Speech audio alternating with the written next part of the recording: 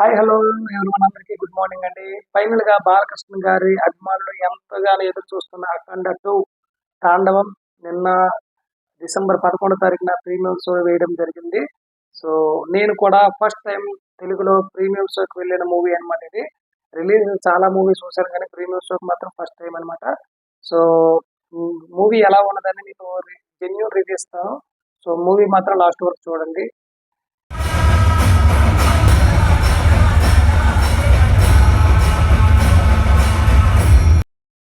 ఇక మూవీ విషయానికి వస్తే మాత్రం ఫస్ట్ ఆఫ్ బాలకృష్ణ గారి ఎంట్రీ సీన్ మాత్రం చాలా బాగుంటుందండి. అసలు ఎంట్రీ సీన్ చాలా హైలైట్ గా ఉంటుంది అనమాట. అలా ఉందనమాట.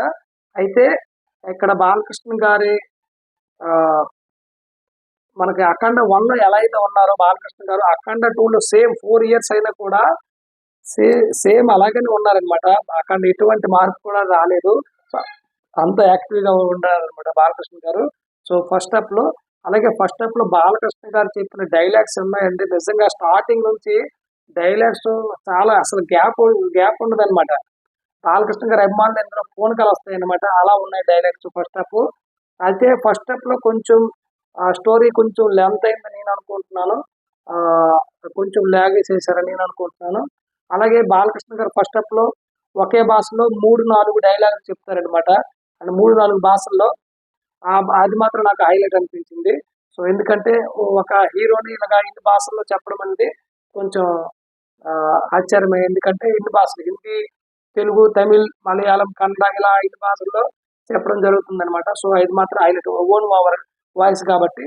సో ఇది హైలైట్ నేను అనుకుంటున్నాను. అయితే ఫస్ట్ హాఫ్ కొంచెం లెంత్ అయింది కదా. ఫస్ట్ హాఫ్ లాస్ట్ లో ఆది పినిశెట్టి గారు వస్తారనమాట విలన్ యాక్టింగ్ లో, పిశాచి రూపంలో. సో అతను చాలా బాగా యాక్టింగ్ చేశారనమాట ఆది పినిశెట్టి గారు. అసలు నిజంగా పొరపాటు అలా చేశారనమాట. సో ఫస్ట్ హాఫ్ యాక్టింగ్ ఆది పినిశెట్టి గారు. ఫస్ట్ హాఫ్ లాస్ట్ లో ఆ బాలకృష్ణ గారు రెండో బాలకృష్ణ ఎంట్రీ సీన్ ఉంటుందన్నమాట. నిజంగా ఫైట్ సీన్ చాలా అద్భుతం. అక్కడ నుండి ఇంటర్వ్యూ స్టార్ట్ అవుతుంది. అఖండ 2 తాండవం మొదలైందని చెప్పేసి అక్కడ నుంచి అండి ఇక బాలకృష్ణ గారి మూవీ యొక్క హైప్ పైకి పట్టుకెళ్ళిపోయారు. ఎందుకంటే ప్రతి ఒక్కటి డైలాగ్ డెలివరీ సెకండ్ బాలకృష్ణ గారికి అంటే సాధువు గెటప్ లో ఉంటారు కదా, శివయ్య గారి గెటప్ లో. సో చాలా హైలైట్ గా ఉంటుంది అనమాట. అక్కడ నుంచి మూవీ చాలా బాగా తీసుకుని వెళ్ళడం జరిగింది. సెకండ్ హాఫ్ వైలెన్స్ ఎక్కువైందని నేను అనుకుంటున్నాను. ఎందుకంటే ఫైట్స్ చాలా ఎక్కువగా ఉన్నాయి.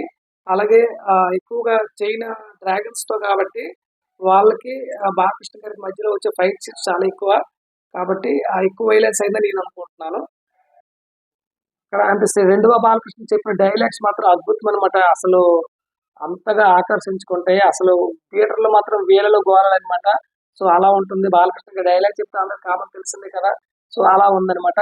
ఇందులో మెయిన్ ఏంటంటే రోలు చైనీస్ తో మన వాళ్ళు ఎలా ఉంటారు అనేది, అంటే శత్రుత్వం ఎలా అనేది చూపించడం జరిగిందనమాట. సో ఫైనల్ గా అయితే మాత్రం బాలకృష్ణ గారి డైలాగ్స్ యాక్టింగ్ చాలా బాగా చేశారు. అలాగే ఈ మ్యూజిక్ డైరెక్టర్ తమన్ గారు ఫస్ట్ స్టార్టింగ్ నుంచి ఈ ఎండింగ్ వరకు మ్యూజిక్ మాత్రం బీజిఎం రెండు దుల్లగొట్టారనమాట. సీట్లలో కూర్చుంటే మాత్రం అసలు అసలు ఎలా ఉందంటే వైబ్రేషన్ అనమాట. సీట్లకు వచ్చే వైబ్రేషన్ మన బాడీలో వైబ్రేషన్ వస్తుంది అనమాట. అంత బాగా బీజిఎం చేశారు తమన్ గారు. అసలు దొలగొట్టారనమాట. కాకపోతే కొంచెం బీజిఎం పైకి వెళ్ళి మళ్ళీ డౌన్కి వచ్చింది, మళ్ళీ పైకి వెళ్ళి అలా అనమాట చేసేవాళ్ళు. సో ఫైనల్ గా బీజిఎం మాత్రం చాలా బాగుంది. అయితే ఇక్కడ ఒక జాజికా సాంగ్ ఉందన్నమాట. ఆ సాంగ్ ఒకటి, అది నెక్స్ట్ శివుడికి సంబంధించి 2-3 సాంగ్స్ ఉన్నాయన్నమాట. సో ఆ సాంగ్స్ చాలా హైలైట్. వాటికి కూడా బీజిఎం అండ్ మ్యూజిక్ చాలా బాగా చేశారనమాట తమన్ గారు. సో మ్యూజిక్ మాత్రం చాలా ఎక్సలెంట్ గా ఉందన్నమాట. మెయిన్ ఎవరైతే కొంచెం హార్ట్ పేషెంట్ ఉంటారో కొంచెం జాగ్రత్త అండి. ఎందుకంటే బీజిఎం అనేది సీట్లలో కూర్చున్న తర్వాత వైబ్రేషన్ వస్తుంది అనమాట బాడీలోకి. సో అదొకటి నేను ఇచ్చే కాషన్స్ అనమాట. ఇదొకటి చూసుకోండి. సో ఫైనల్ గా బాలకృష్ణ గారి మూవీ మాత్రం ఫస్ట్ హాఫ్ లో కొంచెం లెంతీగా వెళ్ళి సాగింది కాబట్టి ఫస్ట్ హాఫ్ అయితే మాత్రం అబౌవ్ యావరేజ్. సెకండ్ హాఫ్ విషయానికి వచ్చి గుడ్, సినిమా బాగుంది. ఫైనల్ గా నా యొక్క రివ్యూ 5కి మాత్రం 3.50 ఇస్తున్నాను. సో కొంతమందికి నచ్చొచ్చు నా యొక్క రివ్యూ, కొంతమంది నచ్చకపోవచ్చు. బట్ నేను ఇచ్చే జెన్యున్ రివ్యూ మాత్రం నాకు నచ్చింది నేను ఇస్తున్నాను. కాబట్టి ఈ మూవీని బాలకృష్ణ అభిమానులు అందరూ ఇంకా సక్సెస్ చేసి మన టాలీవుడ్ని పై రేంజ్కి తీసుకెళ్లాలని, బాలీవుడ్ లెవెల్లో తీసుకెళ్లాలనేది నా యొక్క కోరిక అనమాట. సో ఈ బాలకృష్ణ గారి సినిమానే కాదు, తెలుగులో వచ్చే ప్రతి ఒక్క సినిమా ఆ బాలీవుడ్ లెవెల్లో ఉండాలన్నది, అంటే మొదట్లో మనం అక్కడ చూడాలన్నది నా యొక్క కోరిక కాబట్టి. సో సినిమా మాత్రం బాగుందండి. అలాగే రివ్యూ విషయానికి వస్తే కొంతమంది నచ్చొచ్చు, కొంతమంది నచ్చకపోవచ్చు. సో నేనైతే ఏమి చేయలేను. సో ఫైనల్గా థ్యాంక్ యూ సో మచ్.